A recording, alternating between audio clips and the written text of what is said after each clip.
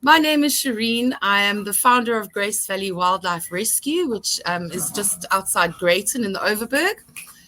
I kind of accidentally became a wildlife first responder after my neighbors started bringing me wildlife that were injured or orphaned or ill.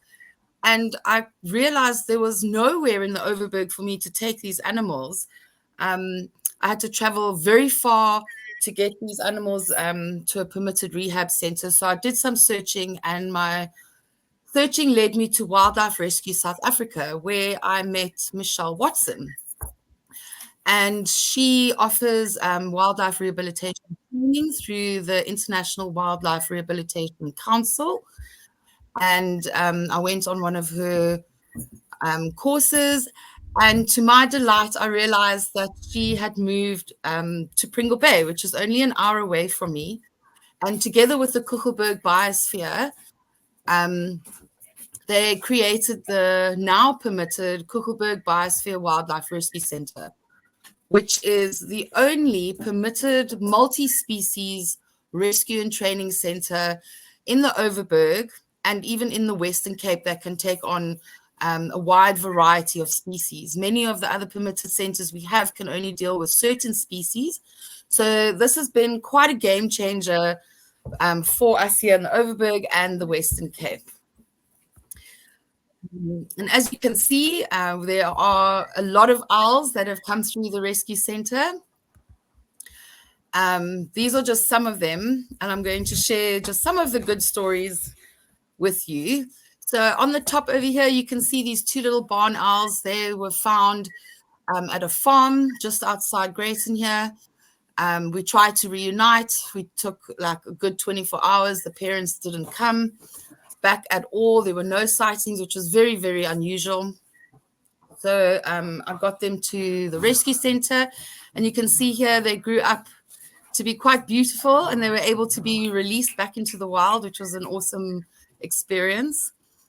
And then many of our owls are either caught in barbed wire or fencing and hit by a car, concussion, things like that. This little guy here actually fell into a long drop toilet and had to be cleaned of human feces and waste, which was quite hectic, yeah. But that was also a good story. This little guy here in the red carrier, that was quite an interesting case because he came in without having any use of his feet. He couldn't move his talons, open or close. There was a lot of physiotherapy involved with that little guy before we could release him. But many of the owls we come across don't have a happy ending.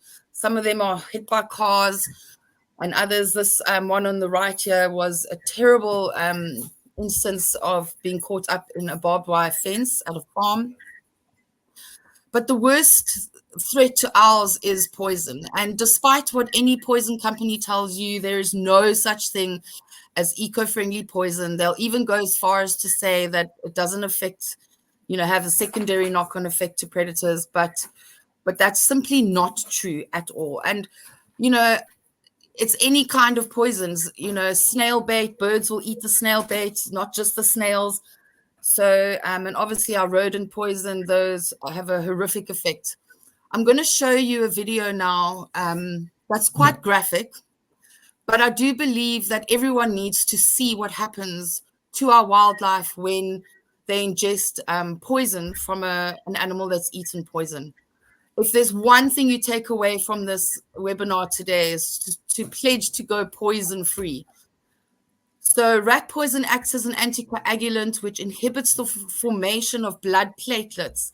And this definitely means a long and agonizing death for any animal that eats that poison. It really, really is horrific to see. But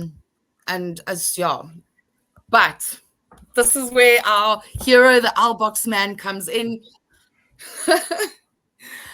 You can see Mike here in his natural habitat. You can often find him up a long ladder or in a tree, or educating and doing talks at schools. He also does amazing bird walks, which he will tell you about a bit later as well. And today on this webinar, we are going to have a look at some of the common owls we find in our urban habitats. We're going to look at the role they play in our ecosystems and how they benefit us.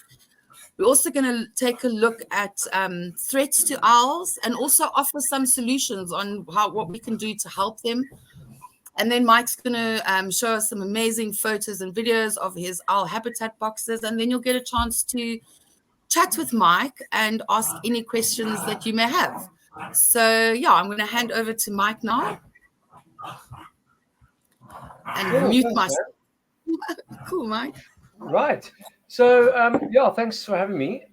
Just to touch on what Shireen said now, some of the common owls that you have in your area. Obviously, I don't know where everyone is based, but your main prevalent species you'll notice usually is your spotted eagle owls and obviously your barn owls. And this time of year, we're actually quite spoiled now, going to the end of May, with June and July coming up. We're going into some nice breeding season time, especially late July. And we were just talking now before, myself and Shireen, that someone had spotted a spotted eagle owl in their yard. And they were wondering, is this a normal occurrence? Is it something that it hasn't moved all day, it's been there? And it's actually completely normal, especially this time of year with your very cold, clear June nights, out wind, right through June, July. You'll notice, even during the day as well, your spotted eagle owls hanging around and being spotted on play equipment, rooftops, sitting on people's cars that have been parked for a long time. And it's becoming more common this time of year because breeding season is coming into effect. And they usually are looking for places to either find a place to have a suitable nesting spot. And that's why the boxes, obviously now this time of year, it picks up quite nicely with installations.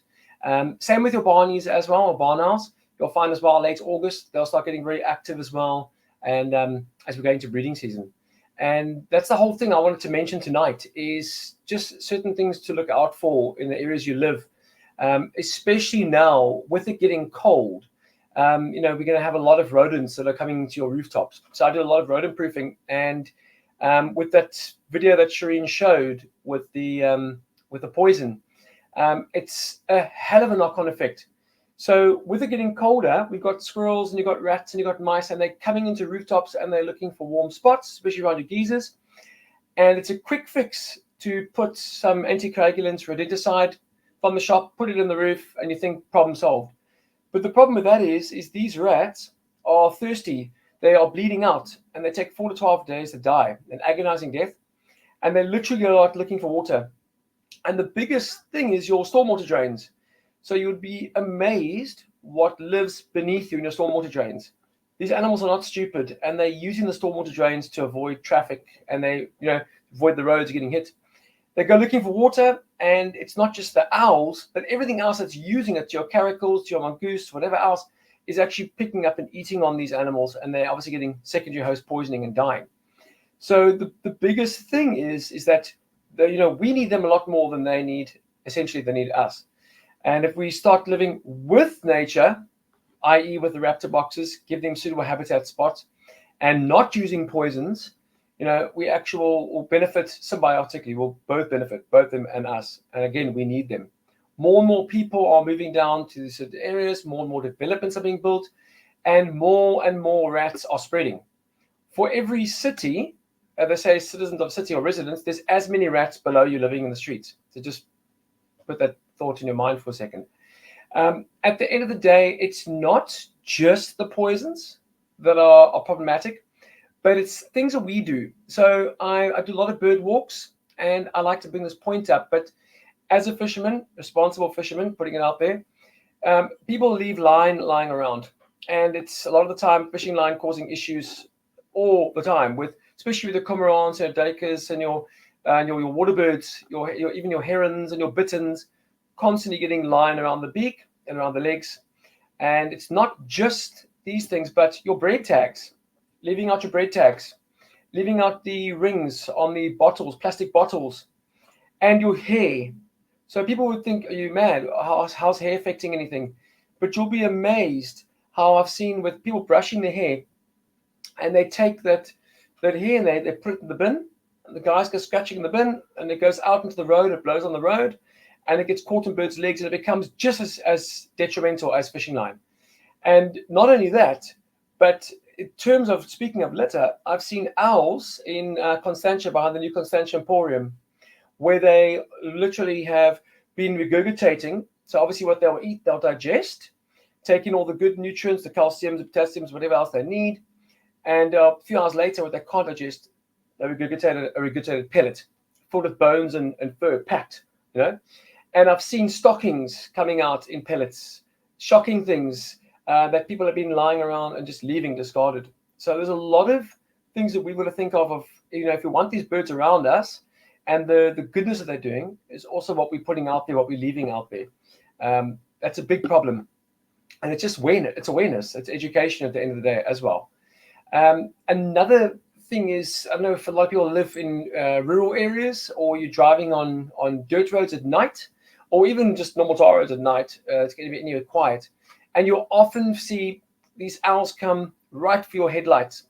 And they think they can go, like a lot of wildlife, they think they can go through the headlights. They see it coming and they wait for it and they go through it. But it's obviously not the case. They get knocked. Then people often drive off. Maybe they don't feel safe to stop. And the problem with that is a lot of the time these birds can actually be saved. And it's too late by the time the sun rises. But an avoidance tool is what you can do is when you're doing these sort of drives is your interior light. By putting your interior light on, there's another light above the headlights. And it also appears to them that I can't go through this. There's a higher light. Let me go either up and above it. And it's just a bit more awareness of your vehicle as well. So just a nice little tip.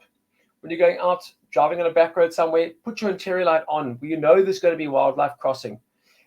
You'll be surprised on the N1 between Cape Town and Central City, how many spotted eagle owls I see dead on the road. It's actually ridiculous, especially between Central City there. So at the end of the day, just to recap, is yes, your poisons, like Shireen said, there's no real good poison. Poison is poison. There have been some claims to the non-secondary host poison. If anyone is any questions about that, I can chat to them about that as well. But still, there are some effects it has on other animals as well. So you want to stay away from the poison aspect. And again, looking at what you're leaving lying around, making sure that things are clean around you. If you go out on a walk, we do a lot of bird walks, and we take bags with us to actually clean up because there's so much rubbish lying around all the time. So I'm going to show you now something actually quite interesting. I want to share my screen with you all, and I want to show you just a few videos, a few clips of some of the owls that are in the boxes, and then obviously just explain the different boxes for different species. So I'm just going to share my screen. So it should come up there. Give it a second. Okay, so it's going to come up.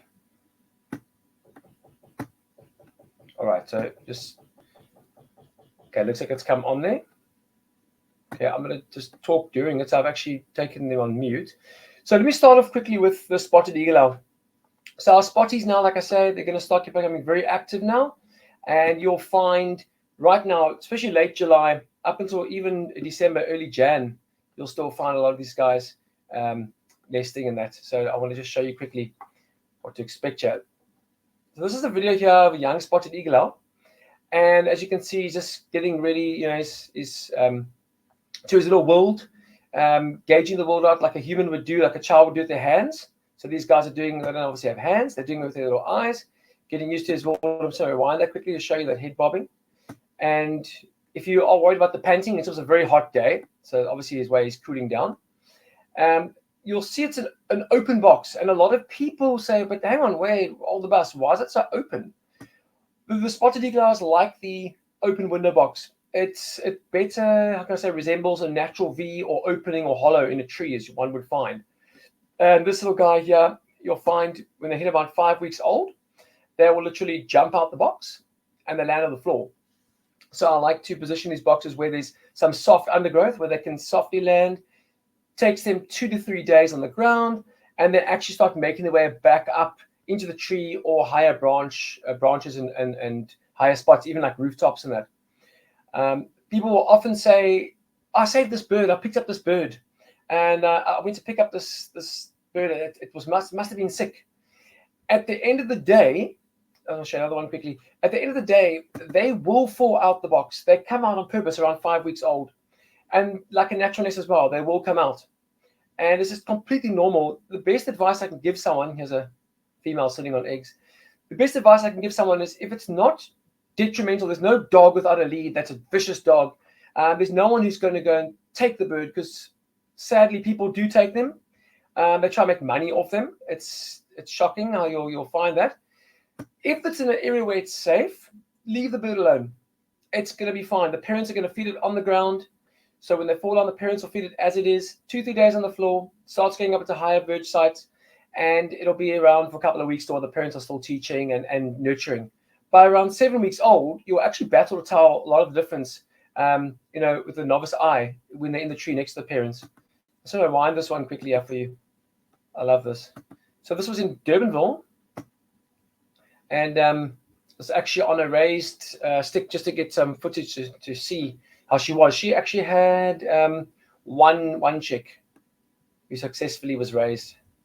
And they will naturally use it year by year. They'll use the box the whole time. I've got a property where there are 4 boxes up. And the reason for that is the geese kept taking over the one box. So I had to give the geese the opportunity to nest as well and be fair, I guess. But you'll find as well that little patch in the front, that little green there, it's actually not just to tee off and have a golfing owl, but it's actually for better traction and better grip for them as well. I don't like to just put a normal perch up. These birds, like our hands, if you work too much with the hands, you get calluses. And what can happen is they can get, if you're on a raw perch the whole time, you can take a little risk of bumblefoot. So I don't want to take any chances. So I'd rather put a little bit of turf for them to grip on. I'm going to show you something as well. Let's just load this one quickly. So there's another area in Fair London. You'll see the chick sitting on the bottom right. Sorry about the videos. People are often far away when they take these videos, and they're trying to zoom in, obviously. I usually set these boxes around 4 and 6 meters high, nothing higher. And that's like the sweet spot. I have had areas where I've had no trees to use, and I've had to put them against buildings and chimneys, which one can do as well. And I even had a tree that's 1.8 meters high, and they nested in that as well. So, I mean, sometimes you'll find in nature they even nest on the floor, which is a bit crazy, because then obviously the mongoose and the snakes cause a bit of issues. This is one I want to just show in H-Mead quickly. This is quite incredible. So some people may ask, I should have put this in pause quickly. Some people may be thinking, yeah, but what's the chance I'll put a box up they're going to move in? So the quickest I've ever had is this video here. And that was around 2 days. And that's a fully grown adult that's eating, obviously it looks like eating a rat in there. That was December last year. And I've had 3 weeks, I've had 3 months, I've had 6 months. The longest I've ever had to wait with the eagle owls was 2 years. And with barn owls was 5 years.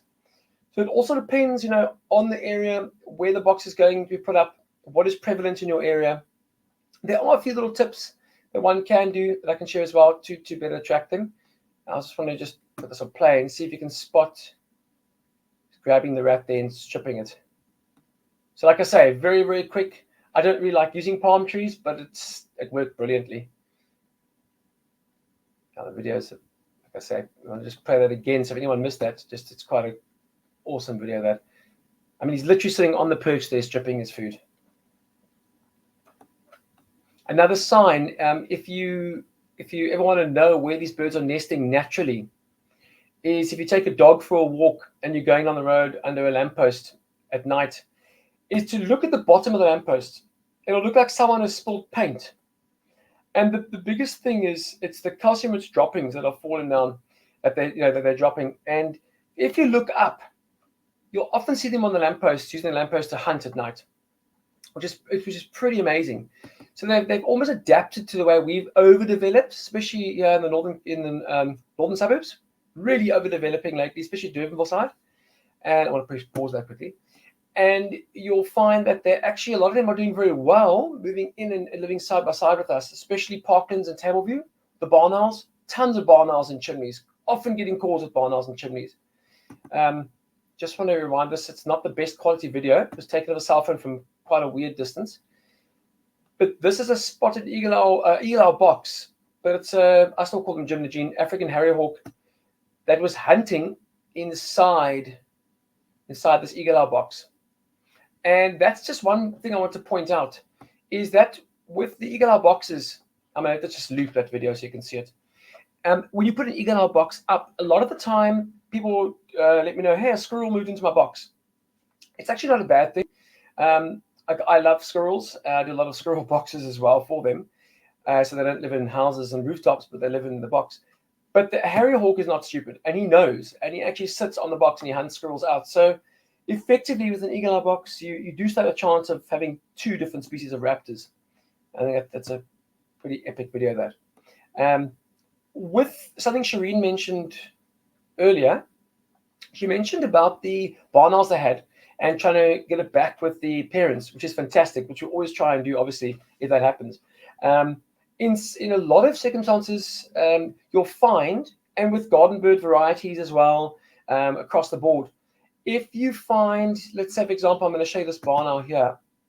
If you find that the barn owl, say, for example, on the floor, someone's cut a tree down, or they've damaged a nest. I'll put them pause quickly. They've damaged a nest, it happens. People are doing roof maintenance and they don't realize, or they close something off.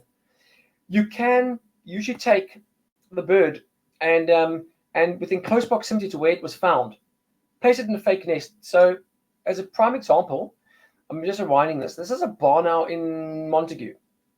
And what happened is the box got full of bees. And there is a way to prevent that, by the way, just putting that out there. The box got full of bees. And what happened is the youngster, obviously, one died, the other one fell out the box. And so what I did is I took the box down, got rid of the bees, and we took a dog crate and wedged it into the tree, only about 2-3 meters high, left him there and set up a trail cam and backed off. And this is proof of the mom or dad bringing food. So I'm going to press play. He's bringing a rat in there for Bubba. And he did very well. He's still on the farm. So I'm going to just play that again. And just to touch base on that, so with a lot of birds, just, not just with these birds, but if you find a laughing dove in your garden and you think, well, I don't know how to raise a baby bird, you can take a strawberry punnet, a see-through strawberry punnet. Nice, they normally got drainage holes already in it, but just make some drainage holes. Those clear strawberry boxes are nice. And you put the little bird in there, put some sticks in there, and even if you can't climb a tree, within close proximity to where you found the baby, you can put it, say, 5 to 10 meters, put it cable tied somewhere in the tree nicely, back off, don't worry about touching it, back off, and you'll watch, the parents will come the minute that bird calls. It's fantastic. Fake nests work brilliantly. But like Shireen was mentioning earlier, if it doesn't work that time around, then obviously the permitted rehab facility is the way to go. Just love that video. That's such awesome proof there. Something I want to also show is another reason why not to go the poison route in that is if you've got an issue with rats in your area and or mice as well, and you want something to prey on them. I'm sure you all have heard the fact that thousands of rodents a year can be eaten by a pair of nesting barn owls. So I want to show that to you. This is the inside of a barn owl box that I did in Malmesbury, and I took out about 2 kilos plus of owl pellets. So like I mentioned earlier, the regurgitated pellets. So you'll see they've stripped up a lot of their mice. They chow, especially they like eating the head full, nice quality brains and goodness in that. And it takes 6-7 hours later, boop, they regurgitate it up. So I'm going to show you when I run this video. This is going inside the box. So this was a maintenance run, cleaning the box out. So I just wanted to show how it looked prior. You'll see that now I'm going to grab a pellet just to show. It's a nice healthy size as well. And you break it up.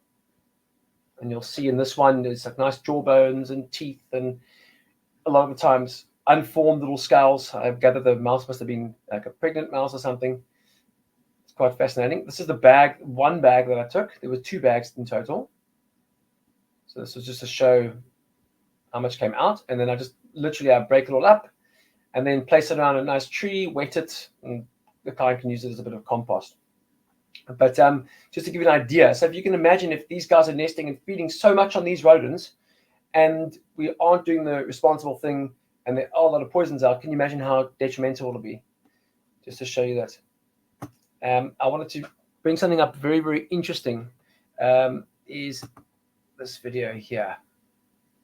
This is someone that sent it to me last year. This is taken alongside Tigerbrook Nature Reserve. So this is a duiker here, and you'll see on the bottom left, and there's a spotted eagle on the right here. And they actually had an argument over the rat. So the whole full video was a bit too long, so I clipped it. But the eagle owl dropped the rat, and the duiker came and started chewing it.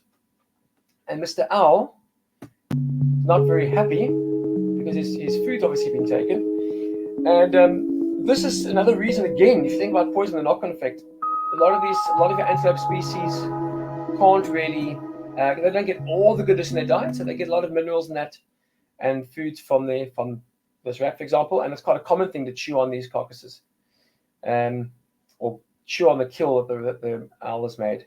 So another thing why not to use the poisons. And just play that again so you can let that sink in. It's quite incredible. See how he's taking the rat here. If anyone's interested, I can share this. Actually, the details. I can share the full clip as well. It's quite amazing. You see, it's quite long. Now the owl then gets the rat and takes the rat away. But just to show how, again, all the effects, what we're putting out there, what's feeding on what, that we want to kill, That's why I do the humane rodent proofing, live rodent trapping and removal of rooftops, closing up rooftops, clearing of rooftops, roof inspections with squirrels, for example, and then putting up a proper box for them to live. They don't have to live in your roof. A lot of the times, people will ask questions and they will say, but what other birds might nest in my box? Am I going to get pigeons? I've never had pigeons nesting in the box, but I do offer the hybrid boxes as well, which is a bit of it's designed for barn owls and your kestrel species. So here's an example. Sorry about the video moving around. You can just make out that outline there of a rock kestrel that use one of them here. I'll just get a line it quickly. Pause it there. So it's a rock kestrel, and he decided he liked the barn owl box. So there on the west coast, and they're still using that box. And that's what I got the design idea for hybrid box. So it can better suit the kestrels and the barn owls, especially coming along the west coast where they are hugely prevalent. So you can get other birds using these boxes. But again, I've never had anything like pigeons and that. I think like people are worried about that. So I'll show you some of these pictures quickly. It's a bit of a smaller one there. But this was a spotted eagle owl in Sandpaai with a Cape Ash. It was only 1.8 meters high. And there was nothing else but tar around. It was also quite a quick one. That was about 3 weeks, I think it was, that the owl moved in. It's another kestrel in Morningstar. And then this was by De Souza with a spotted eagle owl that stole this from, first Egyptian geese decided to use it, then this eagle owl chased them out and used it as well. So it's a bit of a multicultural box, if I can put it that way. There's the front view there quickly. See, that's why I put that perch like I do. There's that same one from Sandpaai, sitting with the chicks. In total, she actually had, I think it wasn't just, you see 2 in there, but I think it's actually 3 in total there. Yeah, I can see how this was a nice one in Somerset West, 3 chicks. And you'll see that staggered age, so that they'll lay the egg, and a few days later they'll lay another egg. So you'll get one that's older, one that's younger. And there's a common misconception where people think, oh, the one owl that looks so weak and sick, I have to take it. Not at all. It's the way it is. It's the way they lay. You'll always get one that looks a bit weaker and smaller. There's just a picture there of the owl pellets again. There's a skull there nicely to show what they've been feeding on. And you'll find not just rodents, but you'll find Christmas beetles, especially during Christmas time. You'll find snails. I found, interestingly enough, a lot of fiscal shrike heads, which I find is quite interesting. I thought they were a bit quick, but yeah, they catch them as well. So yes, these birds are in your garden. They're not going to destroy your songbirds. People worry about that, but they're not going to do that. It's the odd one that they'll catch, and the odd turtle dove that's silly enough to nest right next to it.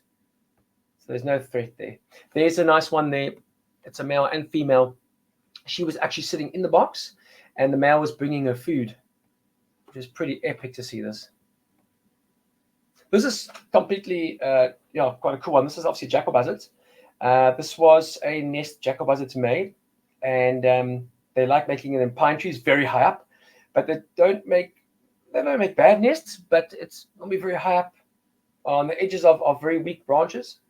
And when the wind tends to blow in big storms, they get blown down. So quickly set up a box for them, popped, quite amazing. She had 3 chicks, which is incredible for Jackie. And there's a nice picture. She came straight back to them. There we go. There's the fake nest thing again. And she came straight back to them and fed them. You can look up here. Nice bit of chow for the afternoon. This is also quite a cool one. Yeah, just I decided to put grass on the roof there because I like to sit on the roof. Male and female both chilling on the roof there, which is an amazing photo. This was actually in front of someone's front door in their bottle brush. I think it was only like 4 meters from where the stairs are, where they're going to their house. And again, spotted eagle owls are super relaxed. You can have dynamite going off and they're not going to be phased. So just to give you an idea of how relaxed these birds are, give you an idea of what they're doing and how they're helping us. I'm going to stop showing this quickly. I'm going to go back to my screen. Just out of interest, has anyone got any questions? Anything that they've come across as well, or anything that they've got in that would be interesting that they'd like to have answered, or anything like that?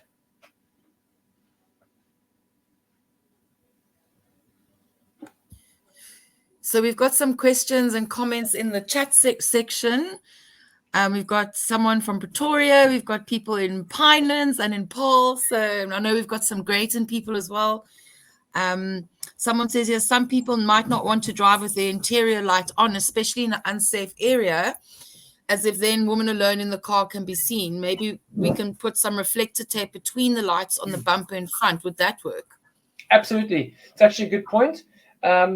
Even like if you had to, even like a little LED if you wanted the front, but the reflecting tape's an excellent idea. Yeah. So I've actually come across this little gadget which I'm now selling. It actually comes standard with cars that they build in Europe. Come, dogs. It's like a little device that when you go at 50 kilometers an hour or more, the wind comes into like this funnel and it creates this ultrasonic high-pitched sound. Wow. So, and I know that works for like deer and cows and horses and things, but would it work for an owl? I'm wondering, do they hear that high-pitched? That's interesting because, I mean, look, the hearing is phenomenal. I mean, they can literally, I spoke to a wildlife vet, just was about 3 years ago. There was an owl with a damaged eye. And there was some concern of it was obviously getting sorted out, but could it be released back in the wild? I was fine and not that great. And you think to yourself, well, it's a raptor, it needs to see, right? But at the end of the day, a lot of from their experience are saying, especially birds that hunt like that at night, they've got such a precision developed sense of hearing that that they can literally still get away with catching and hunting, even if that one eye wasn't 100%. So I think that's a very good device you got to actually test it out. Yeah, I'd love to see if it works because I see, like you, there's so many owls on the road, and they've got that like fence blindness, and that, like you say, Yes. when they see the two lights, they think, oh, I can just go in the middle between them, and that's how they end up. 100%. Yeah. Does anyone else have any questions they want to ask? Anything they'd like to share? Hi. Can you hear me? Yes. Hi, it's Nanandi from Paul. How are you all? Good, Cool. Nanandi. Mark, one of the things that I've found, I've sort of lived in the Winelands area for a long time, in around the Stellenbosch, Franschhoek, Somerset West area and that. But I find that seems to be very little cognizance or attention from farmers towards the owls and the owl boxes and everything. And I mean, I'm just thinking logically to have more of these boxes on their farms, especially the farms where the rodents and that or whatever else are issues for them, would be useful. And I'm just wondering how we could try and maybe encourage more of the farmers. I mean, here in Paarl, we're surrounded by so many farmers, but I hardly ever see any owl boxes up anywhere. What would be a cool one to do is, if you obviously, a lot of people have these neighborhood watch groups or farm groups or whatever groups they have. I would have no problem as well holding like just a get together sort of thing, just to do essentially what we're doing here now with the people, to just also tell them what the boxes do, what the birds do that use the box, maybe to bring awareness to them, because I think a lot of the time the guys don't even know. I think that could make quite a bit of a difference as well, especially Paul. I mean, you're surrounded. You are literally surrounded. And Pole's got a nice prevalence of both barn owl and eagle owl. With all the old original buildings, you're going to have those old rooftops and those perfect spots for the barn owls. But then a lot of the time, the guys are maintaining rooftops, and like you say, they're not aware of it. They close up that rooftop, and then barn owls like, now what? Where do I go? So it's maybe not a bad idea to maybe, if you want to, we can swap details and organize something like that just to bring a bit of awareness. I think that could make a bit of a start. Yeah, I can definitely work on arranging some sort of get together, or maybe even one of our soccer comma meetings or something where a lot of the farmers are. But I can definitely put something together. I took your cell phone number off one of your videos, your pictures that was there. Cool. So I think it was the right one. But I'll definitely then get hold of you, because I'd love to see. I mean, I rent on a farm, and I didn't even think until tonight of suggesting to my own landowner to put owl boxes up, but I definitely will be in contact with you. Awesome. Thanks. We've got another comment from Jean here in the chat box. She says, near my house, I have many crows, many other predators. Would putting an owl, geese and squirrel boxes in not just offer free lunches to these predators? It seems a bit cruel. It's a good point. Yeah, so I think especially with crows, the issue with the crows are they are crows are cowards on their own, but they're the gangsters of the birds. They love working together in their groups. So, and they're highly intelligent. So you'll find the crows, if you have an owl in a box, they'll tend to back off and leave it, because the crows tend to hunt, obviously flying up the top, looking what's down below. With a little roof above it, they don't really notice the owls. But if something happens like the owls on the floor, the parents will take care of them. But the crows in numbers will harass. So things like, you're not going to really, like I say, the crows might be a bit of an issue to that extent. But if your squirrels move in, yes. I don't know what area you're in, but if your squirrels move into a box, then the harrier hawk, I can guarantee you, he is going to come and look with the open window box if they use the eagle owl box.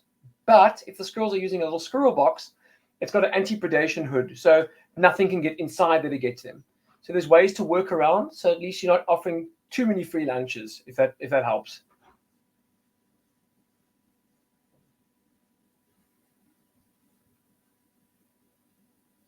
Oh, your mic.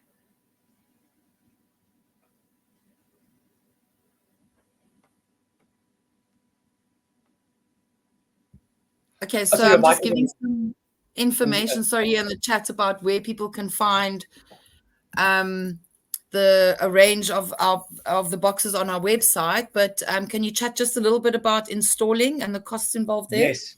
So installing, yes. So depending on what you have, I usually say to people, what established trees do you have? If you are, let's say you're in Constantia, definitely going to have abundance of established trees. Stellenbosch, those areas, old parts of Durbanville. If you're like the West Coast, Tableview, Atlantic Beach, you're not really going to have trees. Then I like to use chimneys or parapets, somewhere where there's a decent amount of height to work with. And if you, for example, if you buy a box, a lot of people say, I'll put it up myself. It's actually quite hard work to put a box up.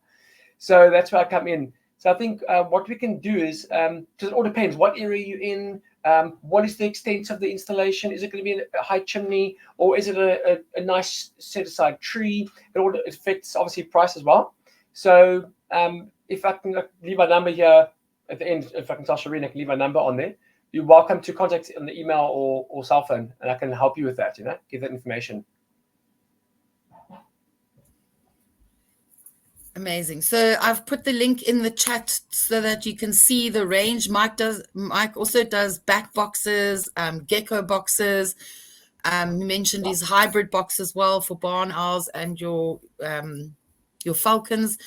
So have a look. There's the link there. And if you've got any questions, you can email me, or why don't you put your number in the chat there, Mike? And then people can see your number there. And then I just wanted to share with everyone. I'm going to just share my screen for a minute. Okay, share. So I wanted to just let you know of our next free webinar. It's on Tuesday, the 10th of June from 6 p.m. till 6:45, where I'll be talking about bats and the role they play in our ecosystem, and some fascinating and some fun facts about bats as well. Awesome.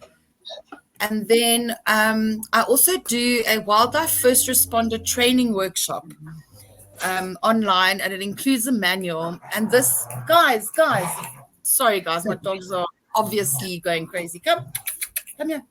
So a wildlife first responder is there to mitigate stress, to help build those fake nests and reunite babies with their parents, to educate the public, and to also help get any injured or displaced animals in distress to a permitted center. So during this, it's a very comprehensive course. We go through common emergency situations, injuries, illnesses, how to identify when something's wrong, and what to do and what not to do. Guys, it's a very informative workshop, and you're welcome to let me know if you've got any questions about that. So I just thought I'd share that with you guys. Awesome.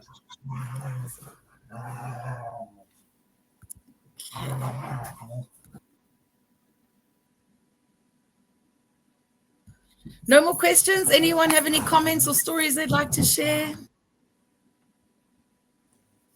Oh, I can just put one out there. With superstition, don't worry, no one is going to die if you put it on your roof of your house. People always worry about that. Crazy enough. Is something bad going to happen if I put it on my roof? Absolutely not. If they nest in the box and they're on your roof, they're going to clean up shop. They're going to bring only good things. So that's absolute garbage. Yeah, just putting it out there. I get a lot of that still. Actually, Mike, you mentioned earlier that you had a way to prevent bees from moving into a box. Yes. So with bees, especially if you have a nice floral garden, especially springtime and that, what you can do is what I normally do is I use a very thick micron plastic inside that I actually attach to the inside, normally on the roof and the sides. So the bees, they come along and they tend to not be able to attach a little honeycomb to it, and they tend to get gutful, put it that way, and they think, I can't live here, and they fly out. So that tends to work quite well. Otherwise, it's more common with the barn owl boxes because it's very closed that they like to use. But otherwise, yeah, I line it nicely, then they can't really grip inside. Yes, invasive wasps, it does work. I've never had a wasp ever moving in with the plastic, same with the bees, so that does work. It works quite well.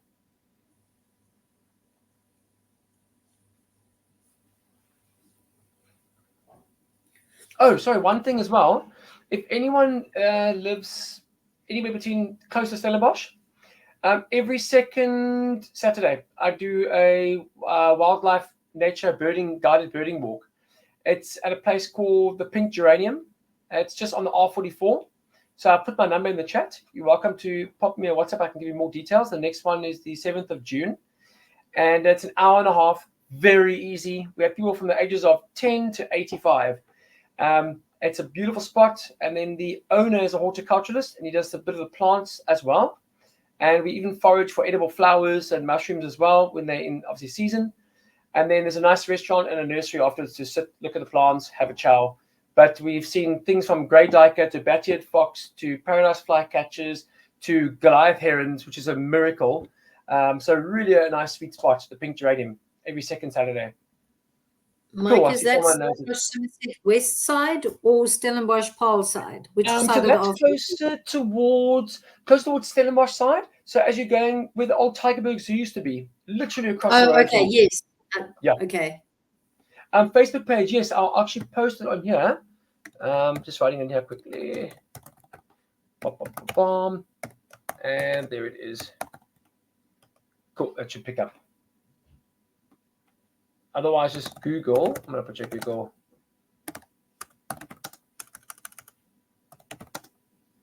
Cool, gotcha. There we go.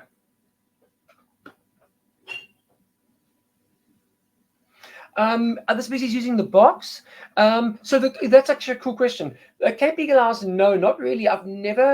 They're far more rare, the Cape Eagle owls. You'll find them more up in the mountains, more towards the ravines, the natural ravines and crevices.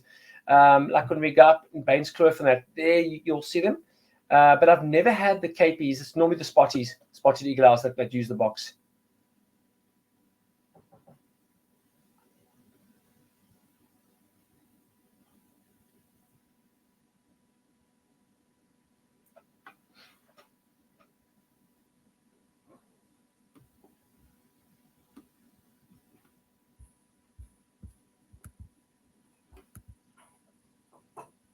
Cool.